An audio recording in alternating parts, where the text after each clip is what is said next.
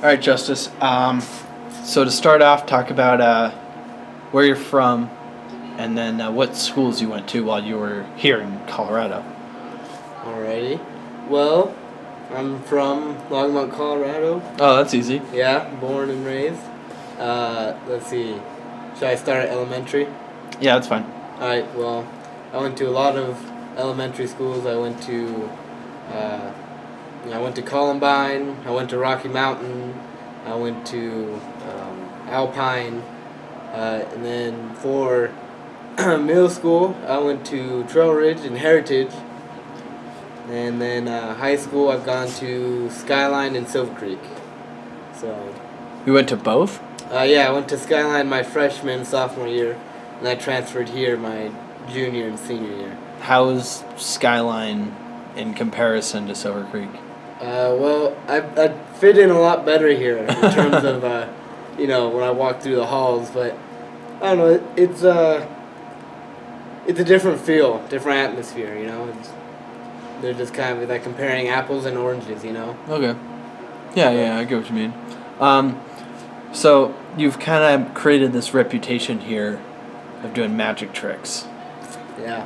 Where do you get that from? Well, my sophomore year, a buddy of mine showed me a magic trick, and I asked him how it was done, and he wouldn't tell me.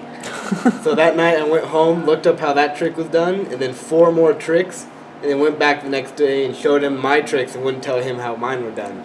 And from then on, I just kind of hooked on learning more and new tricks. And me and that other guy were competitive, for a little while, learning about how to, learning tricks and trying to one-up each other. But I don't know, he kind of quit after a while, and I kind of stuck with it. So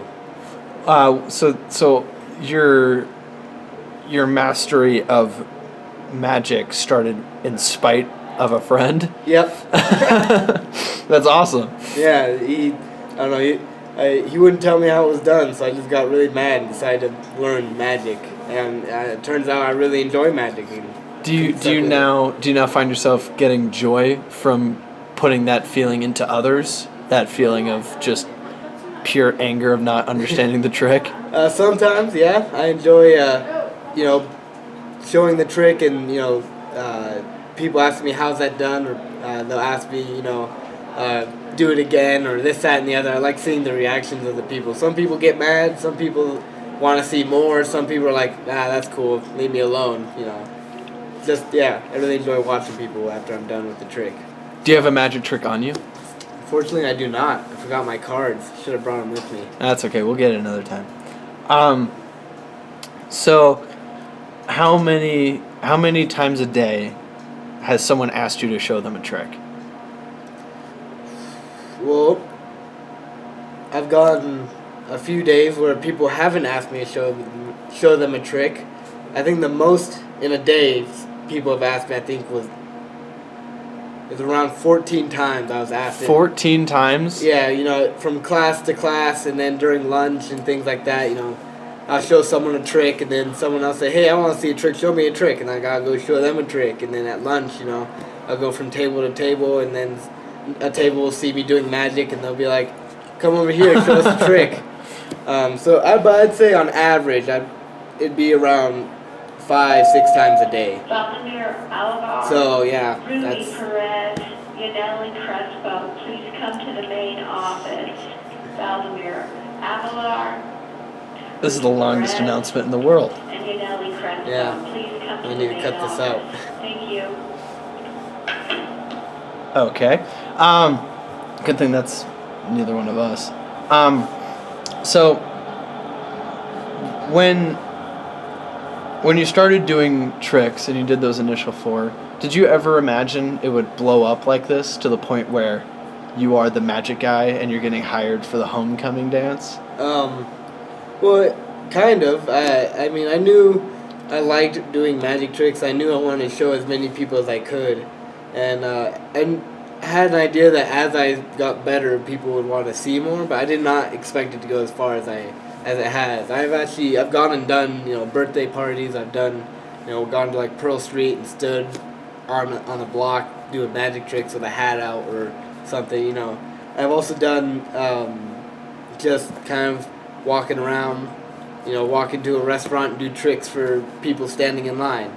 And, I just kind of, I know today it may not seem like it, but I normally just always have a deck of cards or some coins or something on me to do tricks with. And, I just find that being always ready has really helped me boost and reach that point of being the guy with the magic tricks. And, I like that role. I think I like entertaining people. You said that you stand on Pearl Street and do magic tricks. How many times have you done that? A lot. Really? Yeah, I've gone, I don't know, almost every Saturday for, I'd say, almost a year now. Wow. Just under a year. Have you made a lot of money doing that? It depends on the day, but overall, yeah, I've made pretty good money. Some days, I'll go out there for 2-3 hours and I'll make $50. Other days I make like 30 cents and change. It's kind of a hit or miss, but it's pretty. I think overall it's been good money. Well, I mean, there's some impressive magicians who go out and perform on Pearl Street. I mean, how do you compete? Well, I don't know. Normally I try to find a place away from them. Just avoid it altogether? Yeah, just avoid them. But plus, I don't think they would be too appreciative of another magician setting up like right next to them. But I decide that I may not be the best magician, but I'll show what I've got, and I'll add my own touch of things. Because just because I may not be as good technically as someone else, I can add my own touch things. My own personality, which some people might like, others might not. Have you gotten into any altercations with any of the other magicians? Not any of the other magicians, but some spectators. Really? Almost, yeah. There were these guys. I showed them a trick, and they were these big guys, and they didn't like my tricks. Really? Well, not because they weren't good, but because I wouldn't tell them how they were done, and so they got really mad and decided to come and try to beat me up. Until I told them, I'm like, hey, chill out, guys. Basically, I said, here, I'll show you a trick, and I just showed them kind of a simple trick, and then told them how that was done, and left it at that. Didn't show them any more tricks, but right. Yeah. Do you have you? So you've learned a lot of tricks, but have you made any? Have you created your own? Mm-hmm. A lot of my tricks that I perform are my own. Oh, really? At this point? At this point, yeah. In the beginning, I was borrowing of other tricks and things like that, but as I've kind of learned sleight of hand and things like that, I've created my own moves and also my own sequence of moves, which in turn led to different effects and different tricks that I just enjoy, Well, how many tricks have you made? Well, I've made a lot of tricks. Some of them are not very good, but I'd say decent and good tricks. I'd say probably around 6 good hitters, heavy hitters. Six good ones. 6 decent, really good tricks. Yeah. Have you had to do a lot of trial and error? Yeah. Basically, you think of the process for making a trick is you think of what kind of trick you want it to be, whether it's making a card disappear, reappear, change colors, making one thing appear from another place. Then you think of what do you know that can make that happen, and then once you think of all the sleights of hands or setups or gimmicks that you can do to get that to work, you then build the rest of it around it. Like, here's what I'm going to do to cover this move, and here's what I'm going to do to cover that move, and from then on that kind of works and covers all that up, Sure, yeah. Well, since you use a lot of trial and error, how many failed tricks have you come up with? A lot. Countless? Yeah, for the 6 decent tricks, there was other variations of them that took to develop those tricks, and they were like, I don't know, I think for one of my my most favorite trick out of those 6 took at least 12 tries before I finally got it. I guess 12 evolutions before I finally got it, because each phase kind of worked, but it wasn't quite how I wanted it to be, you know? Yeah, sure. So, you're more of your reputation has been more of the eccentric, but yet still keeping a level head. Has that ever gotten you into any sort of trouble or anything? Kind of. I mean, I don't know. It's not. I don't know. I tend to be able to talk myself out of situations sometimes. You know, especially with magic tricks, I'll find loopholes. I mean, there's been, I don't know, only one instance where I actually got into any real trouble. You know, that I ended up having to defend myself in any form or anything like that. But what happened? I was. Where was I? I was at a party, and I was showing these guys, you know, some magic tricks, and then, as often happens, I started getting a gathering around me. There were several people who came around me, and as they gathered around me, their girlfriends started to gather around me, and they didn't like the attention I was getting from their girlfriends, so. So one guy in particular came up to me and basically said, "Hey, let's take this out back." I'm like, "Oh, jeez." All right, but you know, I'm just showing some magic tricks. I don't mean nothing by it. He's like, "Yeah, well, no, I don't care. We're going out back." So that's. Did you fight him? Kind of. I mean, we went out there, and you know, we were getting ready, you know, about to do it, but then he finally kind of calmed down and after he took like 2 swings at me and realized I wasn't swinging back, you know, he didn't really hit me, like I like ducked him and dodged him, but like I wasn't gonna hit him. I'm just doing magic tricks. I'm not here to fight him. But yeah, he was not too happy that I showed his girlfriend magic tricks. Yeah. So when you're hanging out with your friends, separate from doing magic and this, what do you guys typically do? You know, a lot of physical things. So like, we go to hiking. You know, I've done rock climbing before. I've gone swim marathons.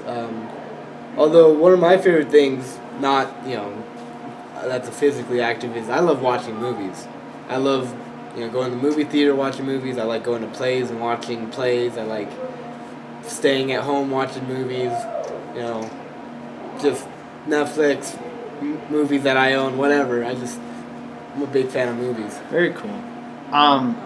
Do you have any stories that you and your friends have made by hanging out and stuff?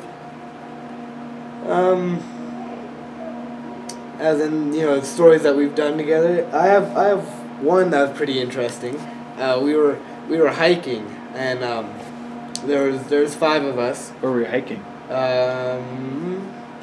It was Rabbit something trail. Rabbit something trail. Okay. Yeah. But anyway, we had gone as far as we were wanting to go, and we were heading back. And my buddy, his name was Sam. He twisted his ankle, and so my cousin Anthony decides to. He's a big football player. He's like 250 pounds, almost 6 feet tall. Takes him, tosses him on his shoulder, and starts carrying him down. And it was funny because he's a big guy, but he's not the most sure-footed. So as we're coming down, he slips on a rock, falls, and the guy on his shoulder comes flying off and landed on a cactus. Oh my god! So he got, you know, a twisted ankle and like cactus needles sticking out of his back. So that was not fun. When was this? This was probably beginning of last summer. Like during the day, or? Yeah, it was during the middle of the day, yeah. So, yeah. That's awesome. What about any sort of like, actually, I don't want to ask that. What has been, reflecting back sort of, what has been a point in your life where that really defined you, or really pushed you into where you are today? Or even just like something crazy that happened within your lifetime that has shaped me. Well, I don't know. When I was was young, it's always been.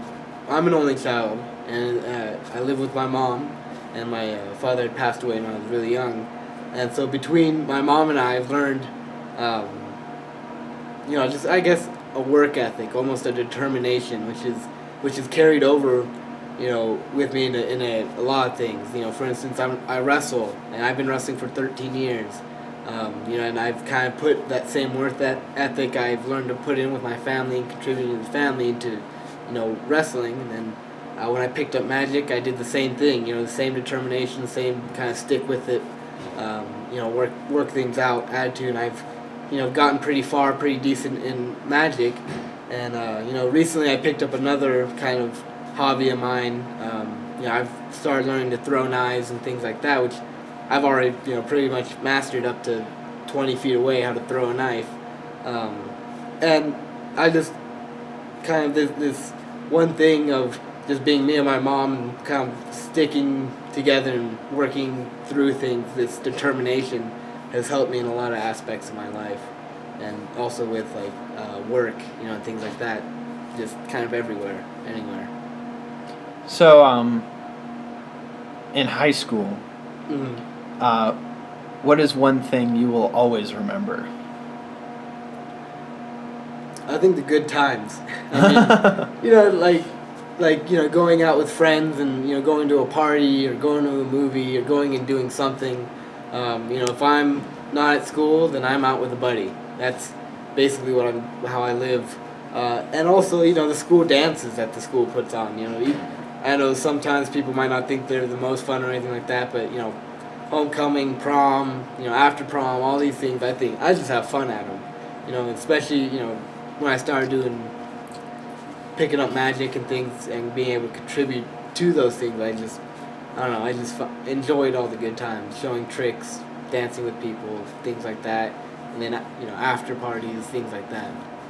So, to close out, you talked a lot about sort of like resiliency. Sort of like things that are like being determined to create a magic trick or to learn a magic trick, sticking it out with your family during those hard times that you went through. Is there something that you can